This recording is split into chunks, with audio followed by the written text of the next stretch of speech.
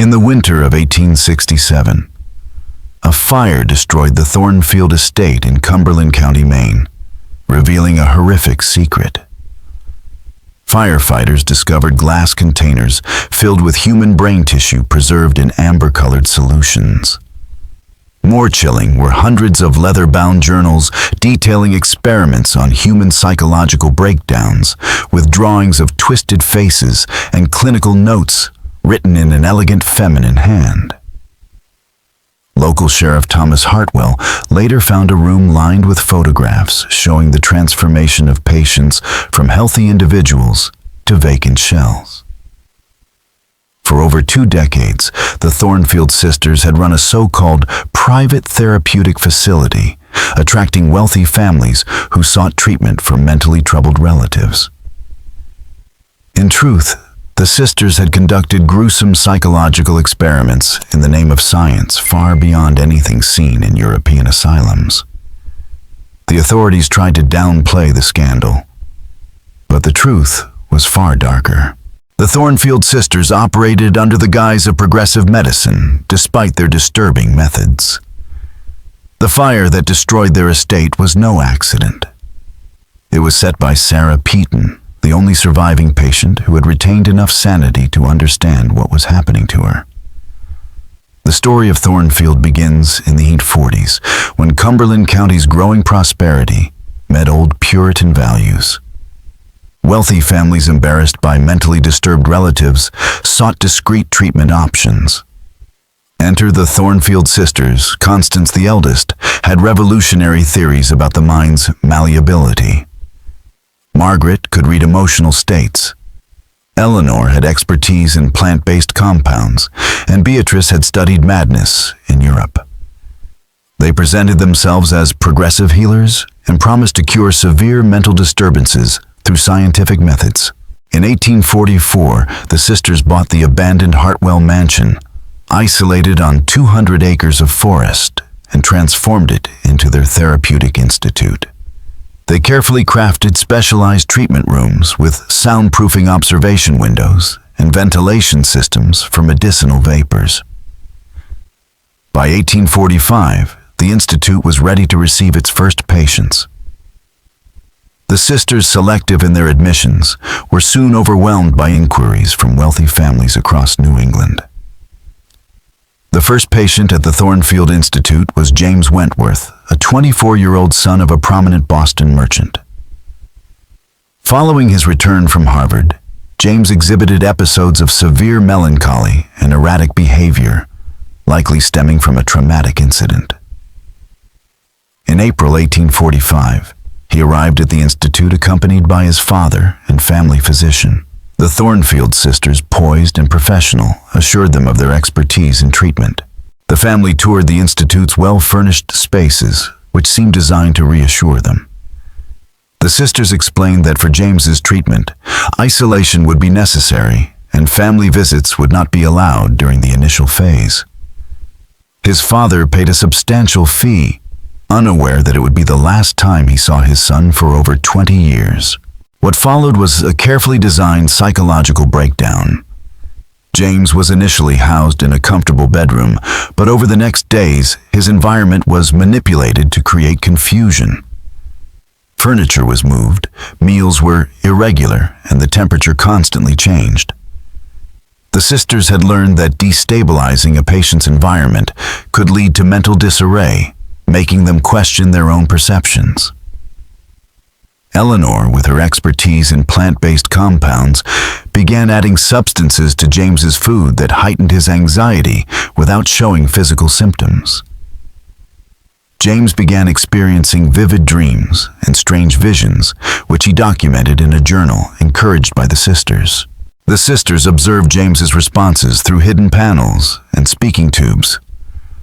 To them, he was a subject, not a patient, and his psychological deterioration was valuable data. After 2 weeks of this manipulation, James was moved to the basement for more intensive treatment.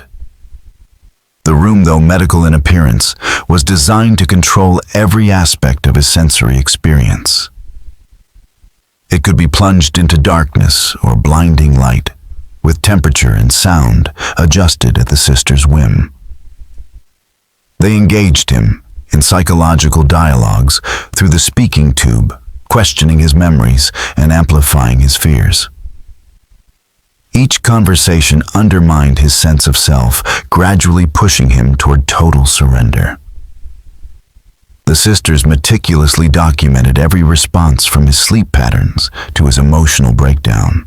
The Thornfield sisters were particularly focused on identifying breaking points moments when a patient's psychological defenses would completely collapse.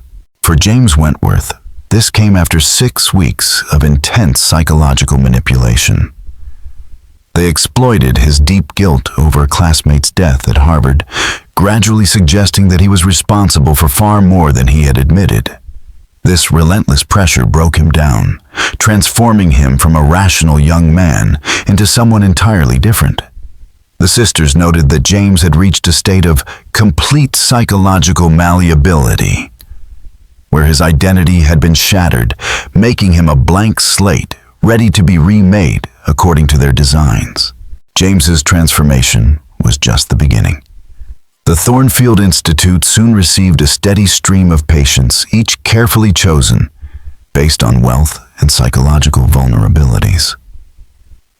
The sisters had developed an intake process that allowed them to identify individuals most susceptible to their manipulations, preferring those with anxiety, depression, or trauma. They avoided more unpredictable or dangerous patients, focusing on those whose distress could be amplified and controlled. Each new patient followed a similar path to James. They arrived hopeful for recovery, but were gradually subjected to ever-increasing psychological torture. With each patient, the sisters refined their methods, honing what they saw as a precise science of mental destruction and reconstruction. The Institute's basement was expanded to house more patients with rooms designed for specific psychological experiments. Some rooms used mirrors to create disorienting visual effects, while others employed mechanical devices to produce particular sounds or vibrations. There were even rooms that gradually reduced the available space, inducing claustrophobia. Margaret specialized in emotional amplification, exploiting a patient's deepest fears and creating experiences that made them feel as though those fears were coming to life. Eleanor's pharmaceutical experiments grew more sophisticated, using compounds that heighten paranoia, suggestibility, and hallucinations without leaving physical traces.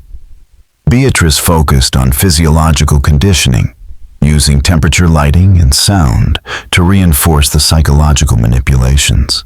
The sisters worked in concert, each contributing her expertise to break down their patients' mental stability. By the winter of 1845, the Institute housed more than 30 patients each at different stages of psychological reconstruction. They had developed detailed protocols and theories based on their experiments, believing they were on the brink of a groundbreaking understanding of human consciousness. Meanwhile, the families of patients received reassuring letters, supposedly from their loved ones, describing their progress and expressing gratitude for the care they were receiving. Locals in Cumberland County began to notice strange deliveries arriving at the Institute, unusual medical supplies, chemicals, and scientific equipment, fueling growing suspicion. The Thornfield sisters kept a tight control over the Institute, employing only a few local workers, most of whom reported unsettling experiences. Groundskeepers spoke of strange sounds emanating from the basement at night. And delivery workers noted the sisters' insistence on receiving all packages personally, not allowing outsiders to enter the building unsupervised.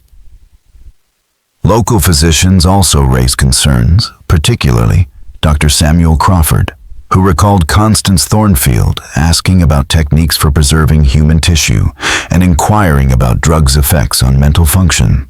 The first alarming incident came in spring 1846, when Mary Hutchinson, a young woman who had escaped the facility, wandered into Falmouth in a state of extreme disorientation. She had no memory of her name or how she had arrived there. Dr. Edmund Foster, who examined her, noted signs of severe psychological trauma and malnutrition, suggesting prolonged confinement and abuse. As Mary's memory slowly returned, she described being locked in a small room, hearing voices through the walls, and consuming strange substances. She spoke of the sisters observing her constantly taking notes and subjecting her to treatments that seemed more about breaking her down than healing her. Dr. Foster's investigation into Mary's story was quickly dismissed. The sisters denied ever having her as a patient and claimed she was delusional. Despite his suspicions, the local authorities closed the case after the sisters provided documents that accounted for all their patients. Mary Hutchinson was sent to a county asylum where she died 6 months later. The cause listed as mental exhaustion. However, Dr. Foster suspected poisoning, but without evidence, the case was forgotten. Nonetheless, Dr. Foster continued his investigation, uncovering a disturbing pattern of deception and manipulation at the Thornfield Institute. He learned that the sisters had inquired about experimental treatments, psychological theories, and unusual medical supplies at multiple locations across New England. Constance had visited Dr. Harrison Webb in Boston, asking detailed questions about brain-altering drugs and the preservation of human tissue. Similar reports came from physicians in Providence, Hartford, and Portsmouth. The sisters had been gathering information on unconventional medical methods and purchasing compounds known to induce hallucinations and psychological distress. Dr. Foster began to suspect they were conducting unethical experiments on their patients, using them as test subjects for psychological and pharmaceutical research. His investigation was further fueled when Martha Henley, a former cook at the Institute, revealed disturbing details about her time there. She described basement rooms that resembled prison cells where patients were kept and subjected to strange treatments, including food laced with substances that altered their mental states. Martha Henley's testimony provided crucial evidence that the Thornfield sisters were not providing medical treatment, but conducting brutal psychological experiments. She described how patients were subjected to extreme stimuli, loud noises, bright lights, temperature manipulation, as the sisters meticulously recorded their responses. These records were maintained with scientific precision, revealing that the sisters viewed their work not as healing, but as research. Martha also uncovered the lengths the sisters went to maintain secrecy. Employees like herself were forced to sign agreements to never discuss their work, and the Institute was carefully isolated from outside scrutiny. Dr. Foster's investigation took a pivotal turn in the autumn of 1846, when James Wentworth's father, increasingly concerned about his son's prolonged absence, contacted him. The father had noticed a dramatic change in the handwriting and vocabulary of letters supposedly written by James. Dr. Foster compared the early letters, which were articulate and in James's distinct handwriting, to later ones which were shakier and simpler, suggesting that the letters had been forged. Upon investigating further, Dr. Foster found similar patterns in the correspondence of other patients, revealing that the sisters had been systematically forging letters to cover up the true condition of their patients. Dr. Foster began to piece together the horrifying reality. The Thornfield sisters weren't treating mental illness, they were deliberately destroying the minds of their patients. They had received over 60 patients from prominent New England families, each subjected to extreme psychological manipulation. The sisters' careful record-keeping and systematic approach indicated that they saw their patients not as human beings, but as experimental subjects whose suffering contributed to their pursuit of knowledge about human psychology. Dr. Foster faced a daunting challenge in bringing the sisters to justice. Their powerful connections and the shameful nature of the patients' conditions made exposing them difficult. But in February 1847, an unexpected breakthrough came when Beatrice Thornfield, the youngest sister, sought help. She arrived at Dr. Foster's office in a state of psychological distress. claiming she could no longer participate in the horrors at the Institute. Beatrice, once composed and professional, was now visibly agitated, speaking in rapid, disconnected sentences. She admitted that the sisters had believed their experiments contributed to legitimate scientific knowledge. But she had come to realize they were destroying lives for their own intellectual curiosity. Her breaking point came when she witnessed the death of Thomas Bellingham, a young man from a prominent Providence family. Thomas, sent to the Institute for severe depression, had undergone a horrific treatment combining sensory deprivation and pharmaceutical manipulation designed to induce terrifying hallucinations. The treatment failed, leading to Thomas's complete mental collapse and death. Beatrice found his body frozen in terror, his face an expression of absolute horror. The sisters disposed of his body to hide the evidence, but Beatrice could no longer ignore the reality of their actions. This event forced her to confront the horrors she and her sisters had caused, ultimately leading to her decision to expose the Institute's dark secret. Beatrice's revelation shattered any remaining illusion that the Thornfield sisters were providing medical care. She disclosed that they had long abandoned any pretense of healing and were instead conducting psychological experiments driven solely by their curiosity about the human mind's limits. Dr. Foster learned that the sisters had developed increasingly extreme experimental protocols, each designed to induce specific psychological breakdowns. They meticulously documented the process and results, turning each patient into a test subject for their theories on human consciousness. Beatrice provided Dr. Foster with invaluable details about the Institute's operations, hidden rooms, methods of restraint, and the extensive records the sisters kept on their experiments. She also revealed the shocking extent of their network. The Thornfield sisters had been in contact with other physicians across Europe and America, conducting similar unauthorized experiments on human subjects. The sisters exchanged techniques and findings with physicians from Germany, France, and various American cities, expanding the scope of their research far beyond Dr. Foster's initial understanding. Most disturbing was Beatrice's disclosure that the sisters were planning to expand their operations. They were negotiating to acquire additional facilities and recruit more physicians to join their research. The Thornfield Institute was just the first of many planned centers where they would advance their understanding of psychology by experimenting on unwilling victims. Dr. Foster realized that this was not just the work of 4 women, but part of a larger, dangerous movement among certain physicians who viewed traditional ethical constraints as obstacles to scientific progress. The urgency of Dr. Foster's investigation deepened when Beatrice revealed the sisters' plan to eliminate evidence of their activities. They were preparing to destroy their documentation and dispose of the remaining patients, discussing methods of killing their subjects without leaving obvious signs of murder. Dr. Foster knew that time was running out. The sisters' powerful connections and the shame associated with their victims' conditions made involving local authorities difficult. But Beatrice's revelations presented a clearer path. As the sisters became suspicious of Beatrice's growing doubts, they began monitoring her closely.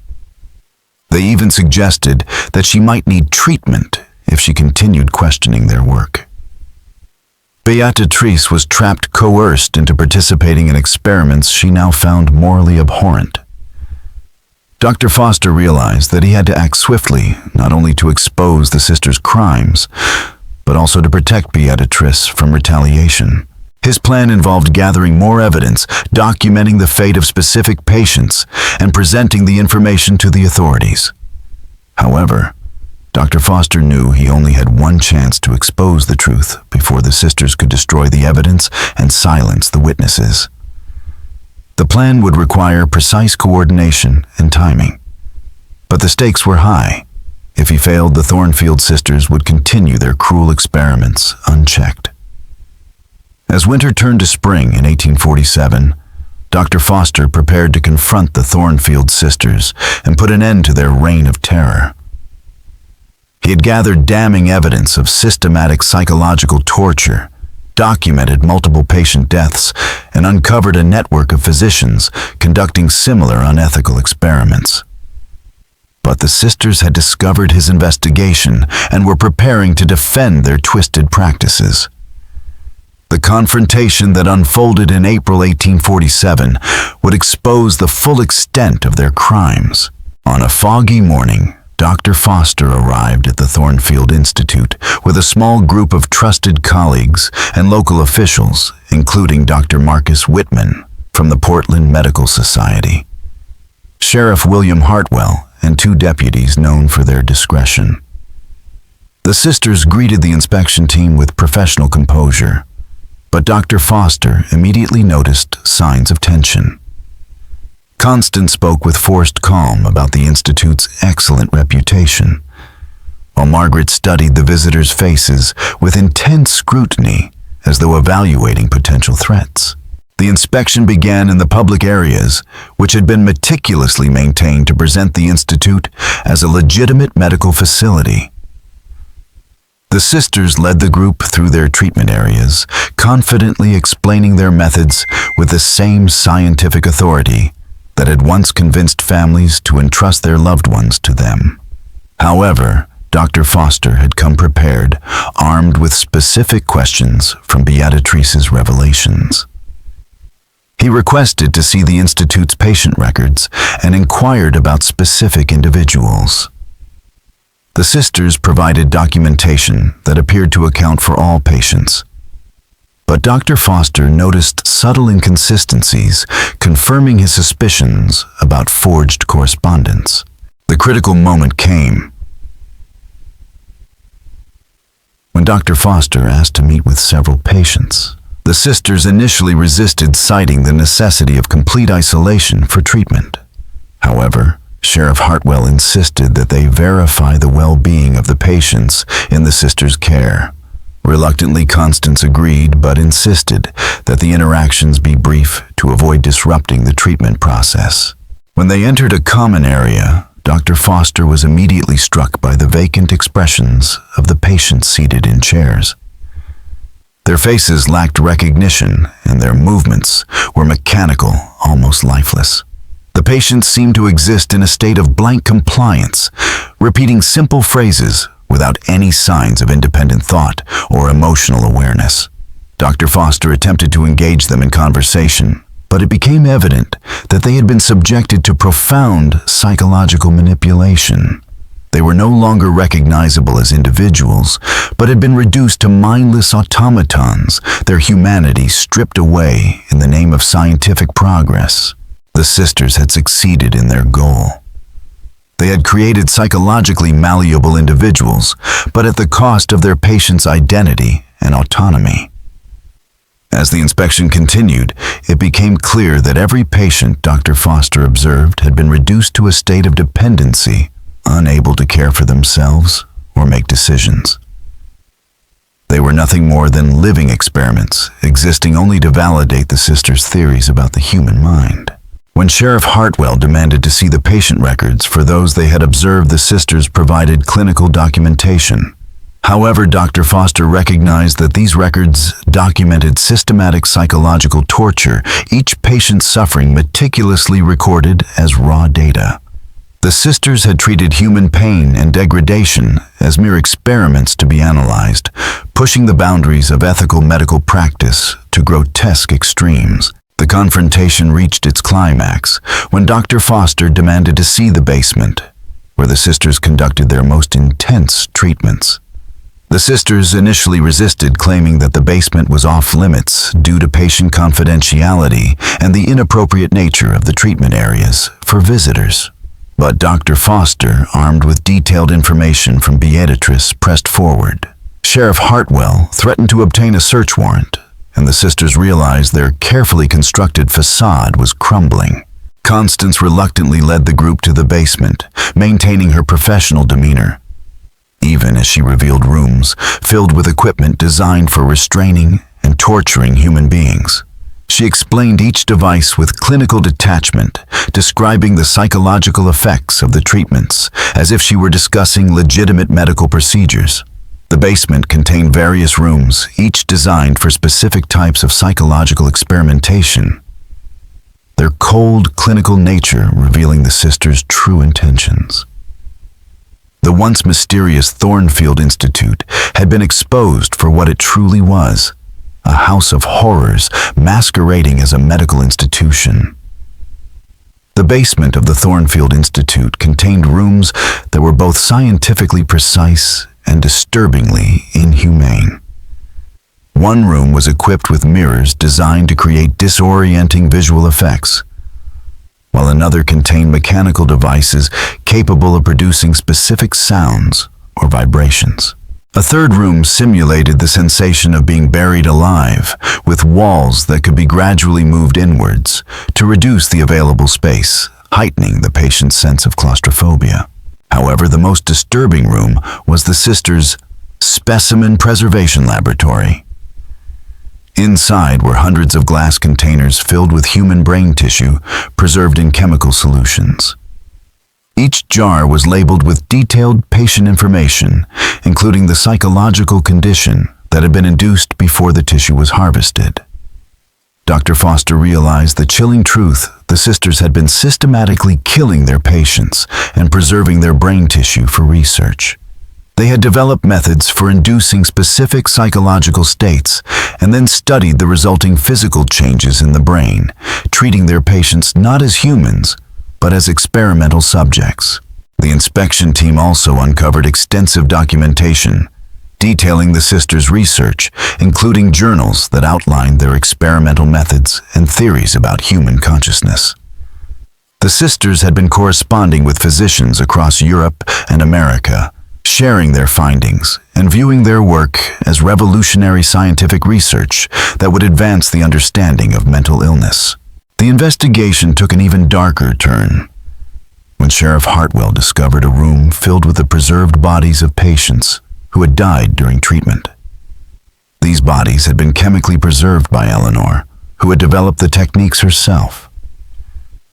There were over 20 bodies in total, each carefully labeled with information about the psychological experiments they had undergone before death. Despite the horrifying discovery, Constance remained composed. She explained that the deaths were necessary for the progress of their research, which she claimed would ultimately benefit humanity by improving the understanding of mental illness. She seemed utterly perplexed by the horror expressed by the inspection team, showing no remorse for the suffering they had caused. The sisters were immediately arrested, but it took weeks of investigation to fully uncover the extent of their crimes.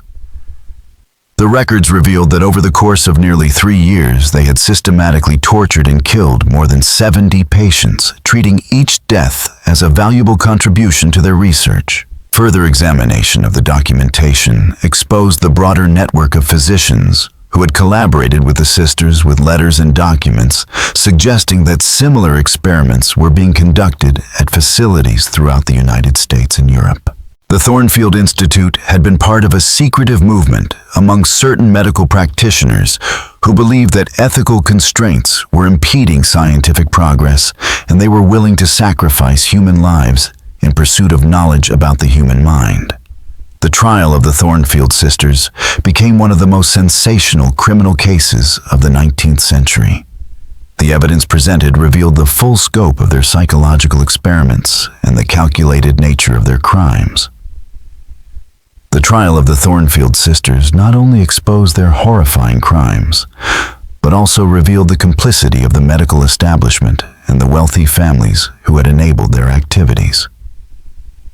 Prominent physicians testified about their interactions with the sisters, admitting that warning signs had been ignored or dismissed.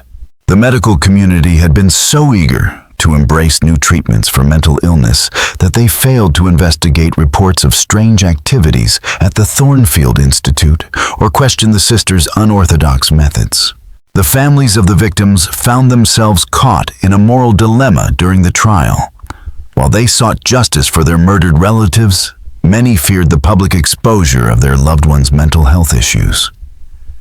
They had sent their relatives to the institute precisely to avoid such scrutiny, and now they were forced to confront the consequences of their decisions.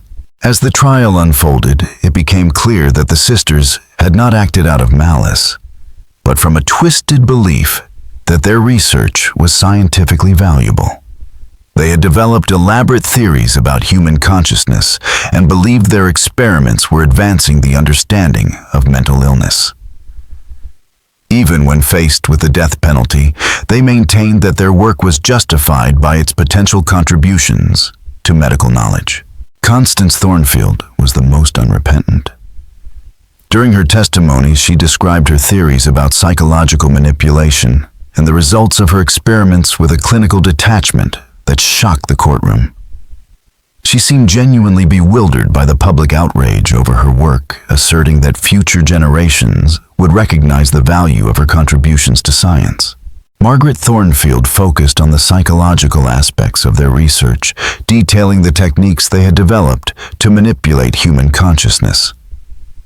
Her testimony revealed the complete absence of empathy that allowed her to treat human beings as nothing more than experimental subjects. Eleanor Thornfield described the pharmaceutical aspects of their work, explaining the compounds she had created to alter mental states. Her deep knowledge of chemistry had been crucial to their methods of psychological manipulation, and her testimony revealed just how sophisticated their experiments had been. Beatrice Thornfield, on the other hand, cooperated fully with the prosecution. She provided detailed testimony about the Institute's operations and expressed genuine remorse for her involvement in the experiments. Her decision to expose her sister's activities was crucial in bringing them to justice, but she also faced charges for her role in the murders. The trial lasted 6 months and captured national attention, sparking widespread debate about medical ethics and the regulation of experimental treatments. The revelations about the sisters' activities led to new laws governing medical practice and mental illness treatment. The 3 eldest sisters, Constance, Margaret, and Eleanor, were sentenced to death, while Beatrice received a sentence of life imprisonment in recognition of her cooperation with authorities. However, the executions were delayed for years due to appeals and legal challenges, during which the sisters continued to maintain their innocence and defend their research. Constance Thornfield died in prison in 1851, reportedly still working on scientific papers about human consciousness. Margaret followed 2 years later, having spent her final years conducting psychological experiments on fellow prisoners. Eleanor survived until 1855, when she was found dead in her cell, with evidence suggesting she had been developing chemical compounds using materials smuggled into the prison. Beatrice Thornfield served 30 years in prison before being released in 1877. She spent the remaining years of her life working with organizations dedicated to the care of individuals with mental illness, striving to make amends for her participation in her sister's crimes. Beatrice died in 1889, never speaking publicly about her experiences at the Thornfield Institute. The Thornfield Institute was destroyed by a mysterious fire in 1848, the cause of which was never fully explained. Local residents reported seeing strange lights in the building on the night of the fire, with some claiming to hear human-like voices coming from the ruins. The fire burned for 3 days, completely eradicating any remaining evidence of the sisters' atrocities. Afterward, the site remained abandoned, with locals avoiding the area, claiming that the location had an unsettling atmosphere that made them uneasy. Several attempts were made to rebuild on the site, but each project was abandoned due to reports from workers of disturbing experiences they could not explain. In 1895, the state of Maine acquired the property and transformed it into a memorial park dedicated to the victims of the Thornfield Institute. The park contains a simple stone monument listing the names of 73 individuals who perished there, along with a brief description of the crimes committed at the facility. The Thornfield sisters case had a profound impact on the practice of medicine in the United States. New regulations were enacted to govern experimental treatments, and medical institutions were required to maintain detailed records of their activities. The case also led to increased scrutiny of private medical facilities and the creation of patient advocacy organizations.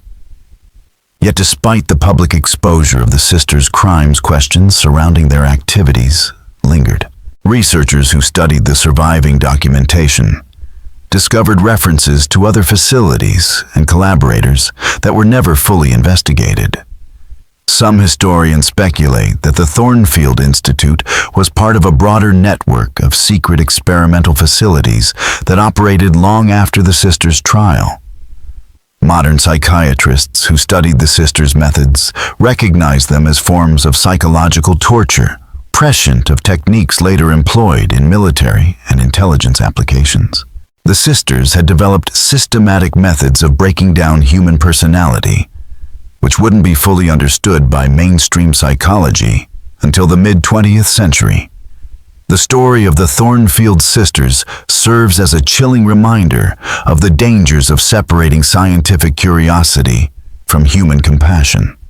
Their crimes were made possible not only by their own moral blindness, but by a medical establishment too eager to embrace new treatments, and a society that chose to hide mental illness rather than confront it. The families who sent their relatives to the Institute were also victims of the sisters' deception. Their desire to avoid public scrutiny of mental health enabled the sisters to continue their experiments unchecked for years. This case underscores the dangers of stigmatizing mental health issues and the importance of maintaining oversight of medical institutions. Today, the memorial park at the site of the Thornfield Institute stands as a quiet reminder of one of the darkest chapters in American medical history. Visitors to the park often report a lingering unease, as though the suffering that took place there has left a permanent mark on the land. The documentation that survived from the sisters' activities continues to be studied by historians and psychologists, providing insights into the motivations behind their crimes. While their research methods were morally reprehensible, they inadvertently contributed to our modern understanding of trauma manipulation and the resilience of the human mind. Their case raises unsettling questions about other historical instances of medical experimentation that may have been covered up or forgotten. Historians continue to uncover evidence of unauthorized experiments conducted on vulnerable populations throughout American history, suggesting that the Thornfield sisters were not isolated in their willingness to sacrifice human lives for the advancement of science. The full extent of these psychological experiments may never be known, but the legacy of the Thornfield sisters serves as a permanent warning against the dangers of unchecked scientific ambition. What do you think happened to the other facilities the sisters mentioned in their correspondence? Were there other physicians conducting similar experiments who were never caught? The truth may remain hidden, but the Thornfield sisters' story is a cautionary tale about the perilous line between scientific progress and moral decay. Leave your thoughts below, and if you're brave enough, subscribe to explore more of history's darkest secrets. Thank you all very much for watching my video until the end. I sincerely appreciate it, and I look forward to seeing you in the next video.